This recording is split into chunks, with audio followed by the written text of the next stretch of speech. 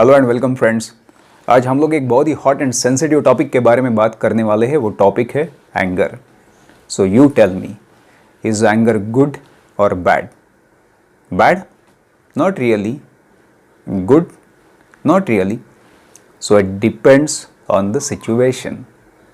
अगर आपको physical action लेनी है, मार धाड़ करनी है, तो anger is very useful. Bachchan की पहली वाली मूवीज़ याद करो जब बच्चन एंग्री यंग मैन हुआ करते थे। बट अगर आपको ठंडे दिमाग से काम लेना है तो anger is of no use. हमारे डे टू डे लाइफ में हल्का सा एंगर तो चल जाता है, लेकिन जब इसकी इंटेंसिटी और फ्रीक्वेंसी बढ़ना शुरू होती है then it can impact our life in 4 areas. पहले तो it can impact our relationships, और मैं बस ये हस्बैंड वाइफ रिलेशनशिप की नहीं बात कर रहा हूँ, बट आपकी all around relationship it can destroy. Second, it can impact us professionally, और एक बार प्रोफेशन को हिट हो गया तो then it reflects into our financial well-being, and then in the end anger can destroy our health. मैं कितने ही talented लोगों को आसपास देखता हूँ, but in spite of being talented this people are living a below average life, क्योंकि this people are not able to control their anger. इस video में मैं आपको बताने वाला हूँ कि कौन से 4 एरियाज और कौन से टेक्निक्स को हम यूज़ करके हमारा एंगर को हम काफ़ी लेवल तक सीमित कर सकते हैं। तो पहला एरिया जिसको मैं बोलता हूँ एनवायरमेंटल कंट्रोल। ये चक्कर क्या है भाई? आपने देखा रहेगा कि यार डे टू डे लाइफ में वही चीज़ें, वही इंसिडेंसेस हमको बार बार गुस्सा देते रहते हैं। तो we can redesign our life in a way कि भैया इस टाइप के सिचुएशंस हमारे लाइफ में कम से कम आएंगे। एंगर थोड़ा सा एडिक्टिव इमोशन है, क्योंकि जब हम गुस्सा करते तो हमको बहुत पावरफुल फील होता है। आपने देखा रहेगा काफ़ी लोग इश्यू रिजॉल्व करने से ज़्यादा उनको गुस्सा होने में मज़ा आता है। You know what I am talking about. So this is a trap. आपने देखा रहेगा काफ़ी लोग ना बोलते हैं यार जब भी मैं इस आदमी को टीवी पे सुनता हूँ तो मुझको बहुत गुस्सा आता है। अरे भाई क्यों देखते हो टीवी पे? चैनल चेंज कर दो। घर पे बैठे बैठे लोग बोलते हैं कि यार इस घर पे एक भी चीज़ जगह पे नहीं मिलती। ठीक है, घर पे थोड़ा प्रोसेसेस लगाओ, घर वालों के पीछे पढ़ लो, सबको एक हफ्ते में आदत डाल दो, आपको चीज़ें जगह पे मिलना शुरू हो जाएगा। So we can definitely work on lot of small things and we can ensure कि यार हमारा environment ही ऐसा है जिसमें हमको गुस्सा कम आता है। दूसरा, एक्सपेक्टेशन कंट्रोल। हमको काफ़ी बार गुस्सा आता है क्योंकि सामने वाले लोग हमारे एक्सपेक्टेशन मीट नहीं करते। चलो मैं आपको एक एग्जाम्पल देता हूँ। समझो आपको किसको मिलना है और वो आदमी पहली मुलाकात में लेट आ गया, सेकंड मुलाकात में भी वो लेट ही पहुँचा, आप थर्ड टाइम उसकी वेट कर रहे हो, अभी भी वो आदमी वहाँ तक पहुँचा नहीं और आपको गुस्सा आ रहा है। अब ये प्रॉब्लम उसका है या आपका है? उसने तो 2 बार डेमो दिया है ना। इन स्पाइट ऑफ हिज डेमो अगर आप एक्सपेक्ट कर रहे हो कि वो टाइम पे पहुँचेगा तो ये प्रॉब्लम आपका है। और वही होता है ना, अगर आपको आपके आसपास के लोगों का पास्ट बिहेवियर पता है तो आप इजीली उनका फ्यूचर बिहेवियर प्रेडिक्ट कर सकते हो। और अगर आपका एक्सपेक्टेशन एंड ये फ्यूचर बिहेवियर मैच नहीं कर रहा है तो ये प्रॉब्लम हमारा बन जाता है, उनका नहीं। भैया दुनिया तो नहीं सुधरने वाली है, हम नहीं सुधरे, दुनिया क्या सुधरेगी? लोग तो वैसे के वैसे ही रहेंगे, हमको ही हमारा एक्सपेक्टेशन थोड़ा सा एडजस्ट करना पड़ता है। बहुत सिंपल लेकिन बहुत पावरफुल इंसाइट है। Third, emotional control. हाँ चलो हमने ये तो लगा दिया, but in spite of that life तो बहुत कॉम्प्लेक्स है भाई। ऐसे इंसिडेंट्स तो आते ही रहेंगे जहाँ पे हमको काफ़ी स्ट्रांग गुस्सा आ सकता है। तो उसको कंट्रोल कैसे किया जाए? जब हमको गुस्सा आता है तो हमारी सिचुएशन एक फास्ट मूविंग ट्रेन के जैसी होती है कि जिसका स्पीड बहुत है और धड़ धड़ धड़ धड़ धड़ धड़ धड़ धड़ दिमाग में थॉट्स चल रहे।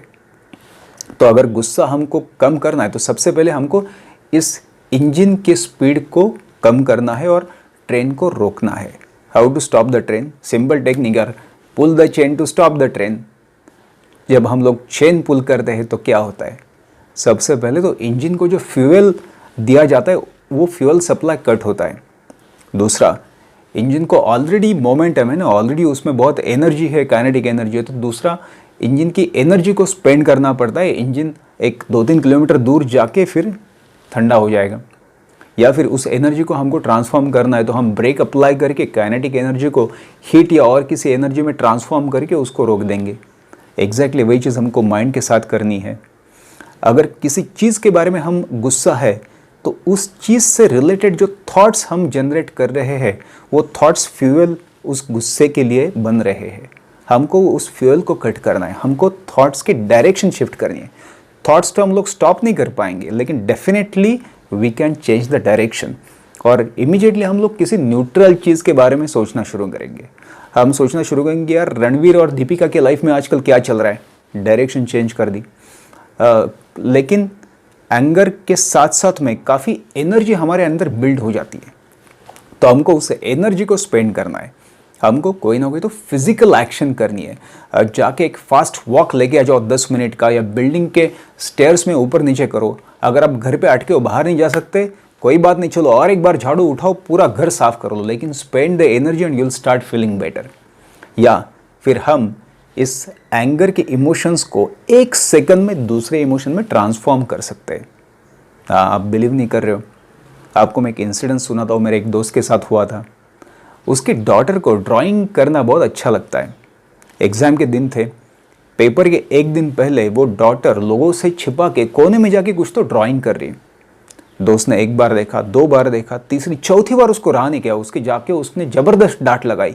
ये क्या हो रहा है, मैंने तुमको कब मना किया ड्राइंग करने से, लेकिन आज तो बस एग्जाम के 1 दिन पहले तो टाइम वेस्ट मत करो, आपकी स्टडी पे फोकस करो, कल पेपर के बाद में 2 घंटा ड्राइंग करो, कोई प्रॉब्लम नहीं, वगैरह वगैरह।